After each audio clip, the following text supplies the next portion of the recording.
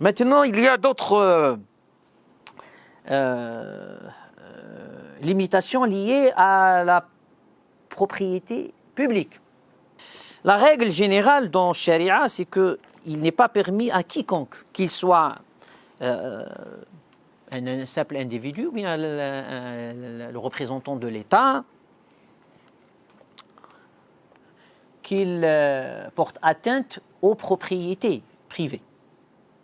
Donc on a dit qu'il y a une certaine sacralité de la propriété privée. Et la majorité des juristes pensent que la base de la définition même de la propriété est qu'elle est la propriété privée et non pas la propriété publique.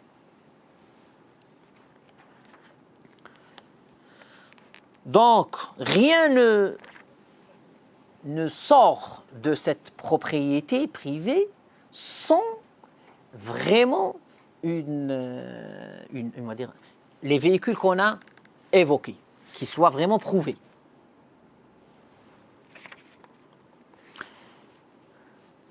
Alors, ça c'est la règle. Mais il y a une exception pour certains cas. Premier cas, c'est imposer les impôts sur les riches.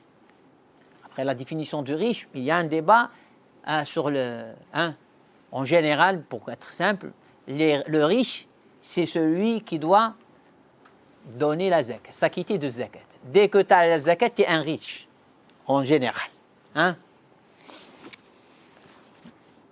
Donc, les impôts, c'est autre chose que zakat.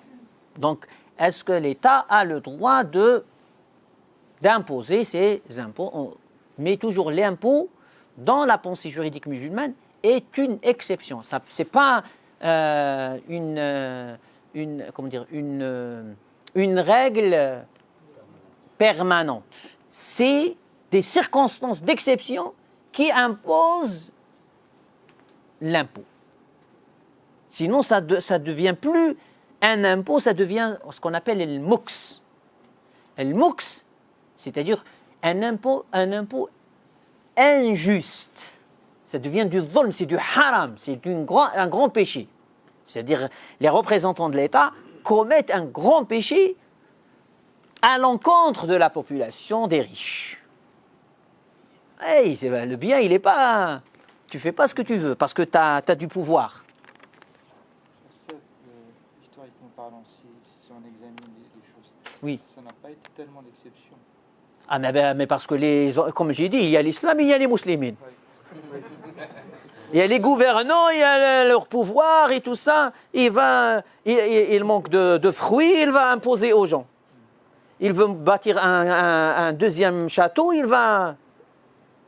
Et il dit, on a besoin, l'État a besoin. C'est toi qui veux, c'est pas l'État. Vous comprenez mais ça, c'est humain. S'il n'est pas éduqué, s'il n'est pas... il n'y a pas un contre-pouvoir, c'est ça qui fait l'équilibre. Ouais. Quand on parle d'impôt, on ne parle pas de zakat. Non, zakat, c'est autre chose. Zakat, c'est une ibada, c'est pas une mu'amala.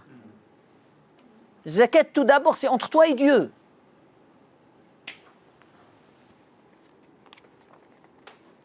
Là, on parle de relations, comme on a dit, interpersonnes. C'est-à-dire, il y a des représentants de l'État, ils viennent, ils te disent, tu dois payer ça. Alors, où vient le terme makhzen, c'est parce que c'était les tribus qui servaient d'intermédiaires entre les... Oui, bien sûr. Ça, on va dire, c'est les applications dans l'histoire et tout ça. Ça prend des formes. Mais le concept, il est là. Deuxième exception, là j'ai dit un titre, les détails sont longs.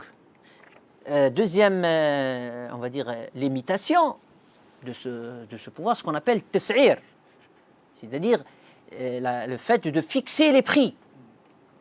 Eh oui, parce que la base, personne il y a un hadith, il dit « Innama al-musa'irullah » Omar ibn Khattab disait laissez les gens les uns gagnent à travers les autres. Hein? Chacun, il trouve on va dire, sa place. Ne vous incrustez pas dans les affaires des gens, laissez-les. C'est-à-dire, l'État ne doit pas être un interventionniste, tu vois, qui accable la liberté d'échange. Ça, c'est la philosophie, on va dire, du commerce et du marché en islam. L'État, il est là pour appliquer la justice, garantir la justice. Il n'entre pas dans les... S'il crée les bords, Hein? s'il crée les bords, Ah oui. Donc là, c'est la règle générale de ne pas fixer les prix. Ah bien sûr. Dans l'exception, c'est comme pareil, comme on a dit, les impôts, c'est des exceptions. Si ça devient permanent, c'est de l'injustice.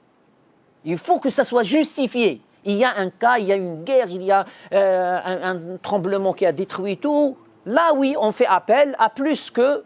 c'est pas que la... Non, le système, il y a d'autres institutions. Il y a l'institution zakat, mais il y a l'institution de l'Waqf. Mais le Waqf, il est plus puissant. Tous les grands services, j'allais dire, publics et tout ça, mais ce n'est pas l'État qui les gère. C'est le Waqf. Vous savez, tu vas à Bagdad, on le dit souvent, mais il y avait des hôtels pour les animaux. Les chats, ils avaient où dormir. Les puits pour les animaux, on ne parle plus des humains. Parce que les musulmans nous ont appris d'un hadith qu'une femme est entrée au paradis parce qu'elle a donné à boire à un chien. Donc je vais creuser un puits, je vais le faire waqf pour que n'importe quel chien errant, il trouve à moi à boire. Comprenez là? Ben oui, les hôtels, les écoles, les hôpitaux, tout ça, c'était le waqf. Et le waqf n'appartient à personne. Tu ne peux pas mettre la main sur le... C'est la colonisation qui a introduit dans le monde musulman le ministère des Awqaf. C'est-à-dire l'État. Non, c'est pas. Il prend possession de ce qui n'est qu'à Dieu ou qu'aux musulmans. Parce que la propriété du waqf, le transfert, il sort de la personne à qui il est maintenant. Deux visions. Mais dans les deux visions, il est incontrôlable. C'est ça l'esprit du waqf. Parce que pour que les personnes donnent en toute confiance, il faut qu'ils aient l'esprit en paix que personne ne peut le détourner. C'est pour cela la condition du waqif, c'est-à-dire celui qui a donné, est sacré, intouchable. Les juristes en beaucoup, en majorité. Tu ne touches pas, même s'il s'effondre. Par exemple, quelqu'un, il a fait un établissement, il a dit c'est un waqf. C'est pas ton affaire qu'il tombe en ruine. Tu ne le touches pas pour qu'il ne soit pas détourné. Mais il y a d'autres qui vont se grève. Chacun, comment il va faire le waqf? Il y a plein de... C'est-à-dire, ils se grèvent. Par exemple, si vous allez à Médine, vous allez trouver un grand hôtel 5 étoiles, waqf Othman ibn Affan, jusqu'à aujourd'hui. Je ne sais pas si vous avez vu, mais pourquoi? C'est un waqf de Othman qui a été... Les gestionnaires de waqf, ils changent. Et donc, ils le cultivent toujours. Mais c'est le profit, il continue à servir la volonté de l'waqf. Donc, il vient, par exemple, la plus grande école, par exemple, une période à Damas, de l'intérêt au hadith dans cette ville, c'est tous des fuqaha et tout ça, je vais trouver une niche de hasanat. C'est comme ça l'esprit musulman. Et donc il a il a acheté le terrain, il a bâti cette école, et il a mis comme condition uniquement le hadith. Ne dit ni la langue arabe, ni le fiqh, ni le tafsir, ni rien du tout. Moi, ma condition ici, qu'on apprend et qu'on enseigne, et que celui qui va la présider, la diriger, c'est un muhaddith. Après quelques années, c'est devenu le repère du hadith, la capitale du hadith. Regardez combien il a gagné celui-là. Et tous ceux qui viennent après, ils s'inscrivent dans le hadith. Même celui qui est pauvre et tout ça, il veut apprendre, il va dire, ouais, mais là, je vais être bien accueilli. Et donc, il va s'orienter vers le hadith. Elle existe encore? Oui. Vous allez jusqu'à aujourd'hui à Istanbul, il y a des waqf. Plein. Bon, bien que la majorité des waqf dans le monde musulman. Donc, on a dit tas'ir, fixer les prix, c'est une exception. Hein?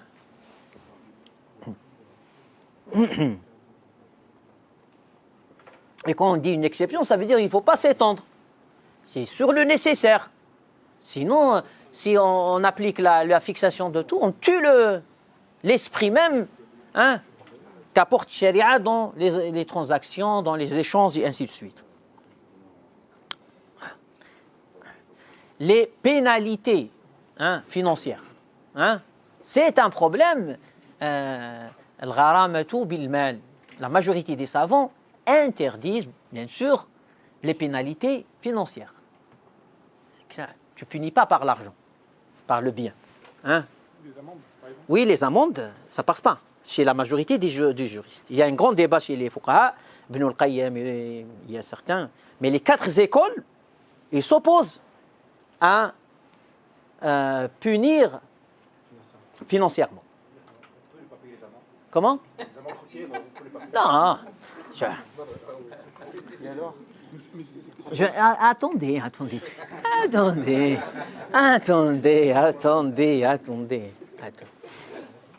Il y a une différence entre le fatwa et l'apprentissage.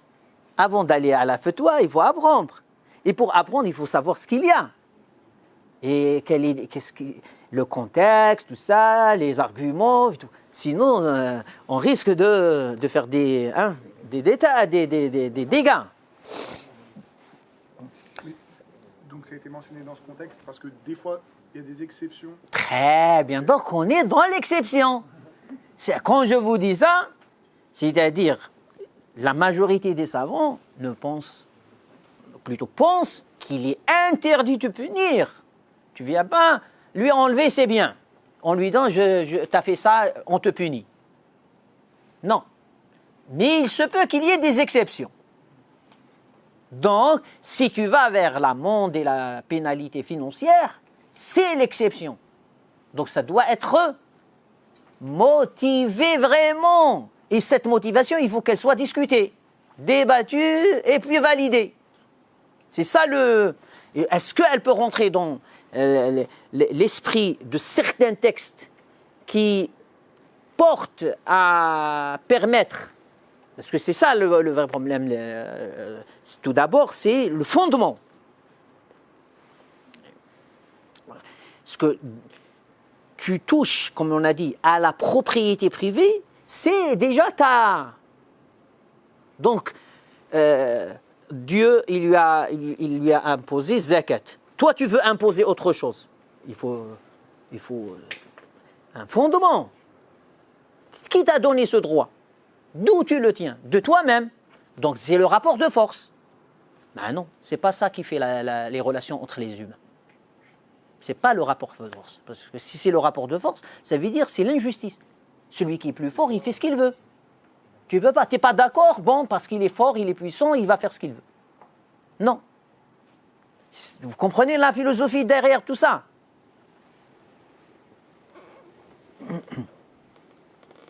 Parce qu'on peut, j'allais dire, anéantir financièrement quelqu'un par les pénalités. Ben oui.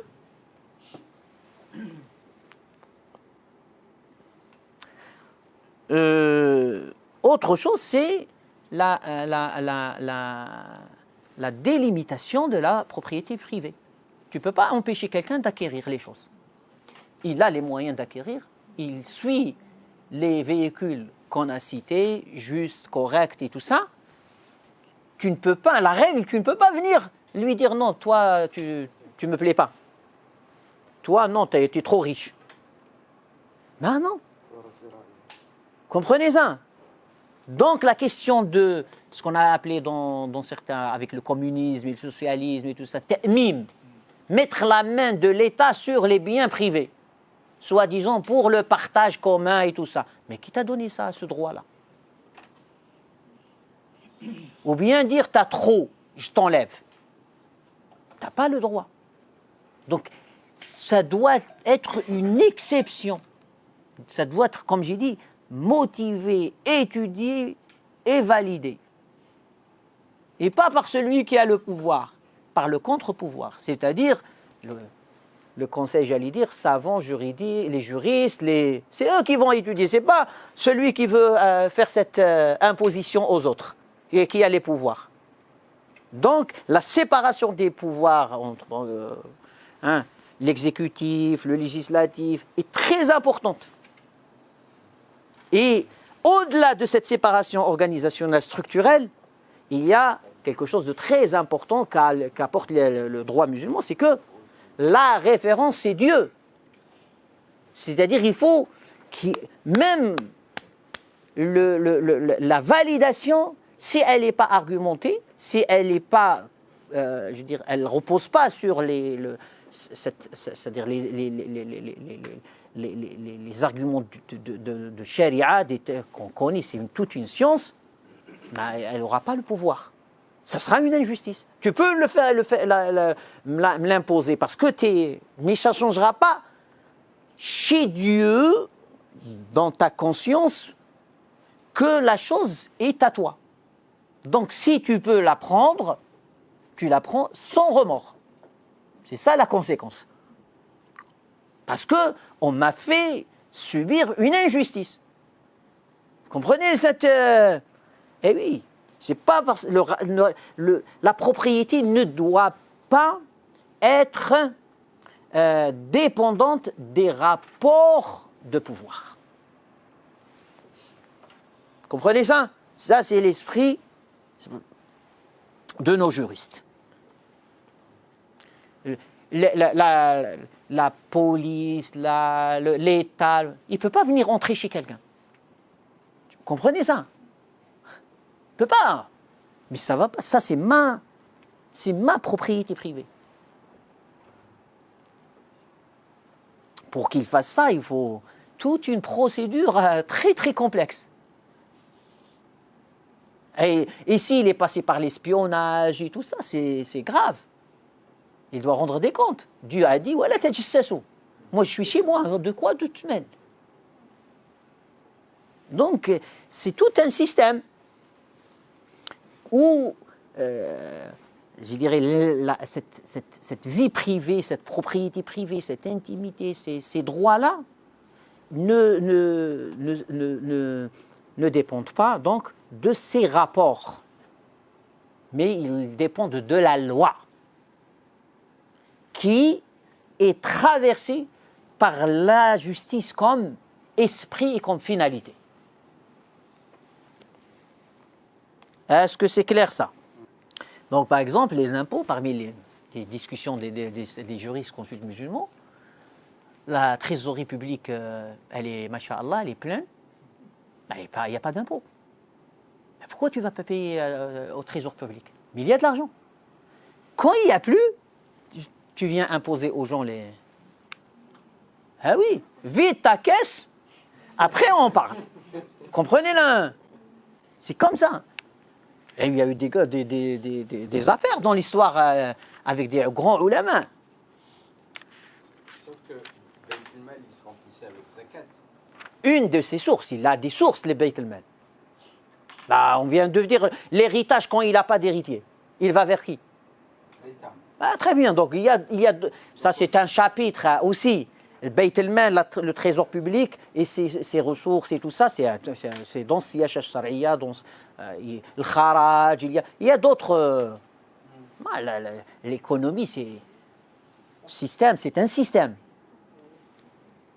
C'est pour cela que tu ne vas pas au privé, aux gens, alors que tu as d'autres moyens, d'autres sources. Vous avez cité Siyasha al-Shar'iyya, donc du coup on peut retrouver dans le livre d'Ibn Taymiyyah ces éléments. Oui, pas au détail, mais oui, mais il y a des allusions. Il faut aller dans plus des ouvrages, je dirais, qui font sortir les choses. Hein? Parce que le style n'est pas structuré de Ibn Taymiyyah. C'est quelqu'un qui parle. plus du narratif, on continue, que un qui structure les choses en éléments. Deuxième élément, par exemple, avant d'aller vers les impôts, qu'il y ait une campagne de tabarruat. Ouvrir les portes de tabarruat, de gagner l'akhira chez les musulmans. Pour l'État. Oui, l'État, il incite les gens vers les libéralités, le don, avant de leur imposer. C'est-à-dire, parce que là, il y a la contrainte. Pour aller à la contrainte, avant d'aller à la contrainte, et pourquoi tu me forces? Laisse-moi, peut-être, quand tu m'expliques les choses, la réalité, tout ça, les musulmans, et tu nourris en moi le bien, l'espoir, l'entraide, la solidarité. Mais si tu me fais entrer dans le rapport de contrainte, là, tu développes autre chose chez l'individu. Et ça, ce n'est pas favorisé dans l'esprit des juristes. Tu pousses les gens à prendre des voies un peu tordues. On a dit que cette décision n'est pas de l'État, mais du Conseil, comme on dit aujourd'hui, parlementaire, le Parlement, ou ce qu'on appelle les shura, c'est-à-dire les grands savants, les juristes, les spécialistes, les experts de la situation. Donc c'est plus une décision qui relève du Conseil et pas de l'exécutif. L'exécutif, il va appliquer, c'est tout. De mettre des impôts exceptionnels. Oui. C'est-à-dire, ceux qui pensent, ceux qui conseillent, c'est eux qui vont décider ça. Donc, puisque c'est une exception, elle ne frappe que ceux qui ont la capacité, pas tout le monde. Et deux, ça doit être bien délimité dans le temps. C'est pas comme on a dit, permanent. C'est une exception, donc tuqaddaru biqadariha. Donc l'exception doit être à sa juste mesure. Ça a répondu aux circonstances. Tu ne vas pas remplir la caisse en profitant de la situation. Non, tu n'as pas le droit de faire ça. On avait besoin d'1 milliard, tu ne vas pas récolter à 2 milliards. C'était 1 milliard pour répondre à cette... Comprenez là? Ça, c'est concernant, on a dit, les impôts. La fixation des prix. Donc, dans les circonstances ordinaires, il est interdit de fixer les prix. Dans les circonstances très spéciales, particulières, il y a débat. Ce n'est pas acté pour tous les juristes. Au contraire, la majorité reste qu'on n'a pas à fixer les prix. Les Hanafites, les quelques Malikites, Ibn Taymiyyah, rahimahullah, parmi les Hanbalites, pensent qu'il est possible, ainsi que Ibn al-Qayyim, son élève, de fixer les prix des produits de première nécessité, dans les circonstances vraiment mais pas s'étendre. Tu rentres dans tout, l'État il veut. Ah non. C'est-à-dire les encadrer, dire, par exemple, le blé, il est à tel prix, le kilo, il est à... Tu ne peux pas vendre plus que ça. C'est ça la fixation d'un prix. Donc tu ne peux pas l'étendre à tout. Tu vas me dire, les voitures, ils sont à ça. Mais non, ce n'est pas une première nécessité, ni rien du tout. Ah oui, c'est ce que je viens de dire, sauf les produits de première nécessité. Dans des conditions exceptionnelles. Mais bien sûr. Sinon, tu laisses les gens voir leur propre intérêt. Mais pourquoi? L'esprit, c'est quoi? Tant que la personne a ses facultés, mais qui va penser l'intérêt mieux qu'elle? Tu vas me faire croire que l'État pense à mon intérêt plus que moi? Vous comprenez là? Donc il n'a pas à s'immiscer, à me fixer quoi que ce soit. Lui, il est là pour l'intérêt général. Cet intérêt général ne touche pas à tous les domaines. Donc, quand c'est vraiment, il y a un risque de famine et tout ça, oui, là, intervenir pour sauver des vies. Imposer aux commerçants une tarification. Là, oui. Mais il va dans les choses qui sont même, j'allais dire, de second degré ou même pas, bah, il n'a pas à s'immiscer. Laissez les gens se voir, chacun il voit son intérêt. Si vous permettez un Oui. exemple. Par exemple, cette année, les prix de bétail. Il y a une flambée extraordinaire de prix par rapport aux moutons. Ah oui, Est-ce que l'État peut dire que... il ne peut rien dire. Parce qu'il y a sha'ira min sha'ir Allah. Non, non, il ne peut rien dire. Bah, j'ai pas les moyens, je n'égorge pas de moutons. Oui, le problème. Et on peut laisser comme ça les prix, ils peuvent prendre... Bah, mais oui, on peut. C'est pas leurs affaires. C'est pas du tout leurs affaires. Oh, j'achète pas. Est-ce que j'achète pas? C'est tout simplement laisse-le. Laisse-le vieillir et mourir chez lui. Tout simplement. Le marché finira toujours par s'autoréguler. Ouais, c'est ça l'idée. C'est l'autorégulation du marché. Très bien, ça c'est le grand vrai. C'est pour cela, laissez les gens. Pourquoi vous vous émissez dans... Mais ça n'a pas empêché Omar ibn Khattab qui a dit cela, qui est le chef d'État, de nommer une femme inspectrice générale du marché. Pour que si quelqu'un, Sheima, comment dire, fait des fraudes, fait des lésions, des trafics, des défauts, tout ça, elle le remet à sa place avec l'équipe. Elle envoie la police là de bonne conduite du marché. Mais sinon, les gens, ils sont libres. Une petite question par rapport au prix qui rejoint un peu un autre thème qui était l'ostentation. Le marché du luxe, Oui, l'islam, oui. il est toléré ou pas? Il est toléré. Mais comme j'ai dit, celui qui va dans le luxe, c'est une conscience personnelle. Oui, mais sachant que l'ostentation n'est pas bonne. Mais oui, et alors? Le fait de posséder des biens. Non, qui a dit ça? Un roi, un prince, un richman, il n'y a pas le même niveau, ni même dépenses, ni même cadeaux, ni même invité, ni même... C'est un autre. Tu ne vas pas rendre tout le monde pareil. Allah, il les a créés différents. Mais quand tu te permets ça, tu dois préparer. Très bien. C'est tout. Adieu. Imagine, Allah, il t'a imposé zakat pour les pauvres et tu ne donnes pas. Tu vas rendre des comptes plus difficilement. Oui, bien sûr. Ah oui.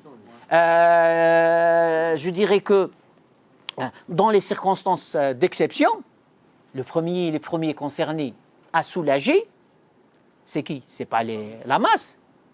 C'est ceux qui sont dans le luxe, qui se permettent, qui sont riches, qui ont des moyens. Donc les impôts, comme on a dit, tout ça, ça les frappe en premier lieu.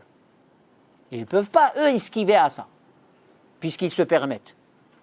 Comprenez ça? Tu ne peux pas te permettre d'avoir 2 châteaux et ton frère SDF meurt de froid. Ah là, tu rendras des graves comptes. Pas par rapport à l'État, mais par rapport à Dieu. Ça fait quand même peur, ça, autant. Hein? Ça fait être pauvre.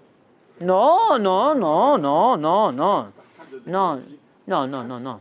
Mais pourquoi tu penses pas que le prophète sallallahu alayhi wa sallam demandait à Dieu d'être riche, pas d'être pauvre. Il disait a'udhu billah min al-faqr, de la pauvreté. Mais la richesse qui soit libératrice et non pas la richesse qui te rend esclave.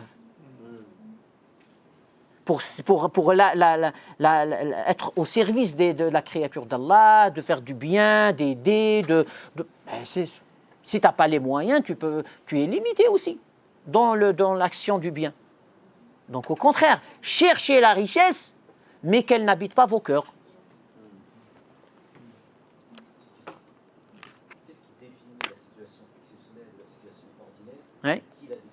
J'ai dit, c'est un corps indépendant de savants, le conseil, comme on dit, les conseils des sages. Chez les musulmans, dans le système musulman, il y a toujours ce qu'on appelle les ahlul halli wal aqd. Ceux qui nouent les choses et qui les dénouent. Ceux-là, c'est les sages, c'est les grands savants, c'est un conseil d'experts. Et ceux-là, généralement, ils ne dépendent ni de l'État, ni de quiconque. Ils dépendent de l'waqf, des musulmans. C'est un des objectifs de waqf, c'est on va dire le financement de ce conseil qui est... Comprenez, il est si autonome et libre qu'il peut. Un grand savant, Izz ibn Abd Salam, on l'a surnommé Sultan al-Ulama, le sultan des savants. Pourquoi? Parce qu'il a fait plier tout l'État. Et pourquoi? Parce que derrière lui, il y a ce financement et ce soutien public. Non, il les a fait parce qu'ils étaient d'origine, on va dire beaucoup d'eux, ils étaient dans l'armée, ils ont pris le pouvoir et qui étaient à la base des esclaves.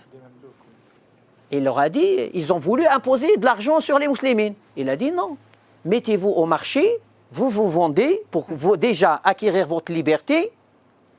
L'argent qui rentre au trésor public, on va les dépenser. Lorsqu'il ne reste pas, on parlera de l'impôt sur les musulmans.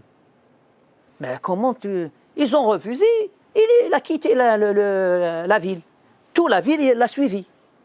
Allez, commandez-vous, maintenant réglez votre problème tout seul. Et donc il a imposé. L'Izz ibn Abd Salam, c'est un grand savant shafi'ite. Ça, c'est un des exemples. Mais oui, des princes qui sont mis dans le marché à être vendus. Et donc, bien sûr, c'est eux qui se sont achetés entre eux. C'est l'humiliation. Donc, ils ont mis le paquet pour que personne... Et donc, le trésor public, il s'est bien rempli. Ils n'ont plus eu besoin de faire les impôts sur les musulmans. C'est pour ça cette condition première qu'il vide déjà le trésor public pour résoudre le problème. Quand il y a un manquement, on va le... Mais c'est pas... Ils se font de l'argent et eux, ils dépensent comme ils veulent sur des châteaux, des primes et tout ça. Et le peuple, il est... Après, il te dit, il faut que tu respectes la loi.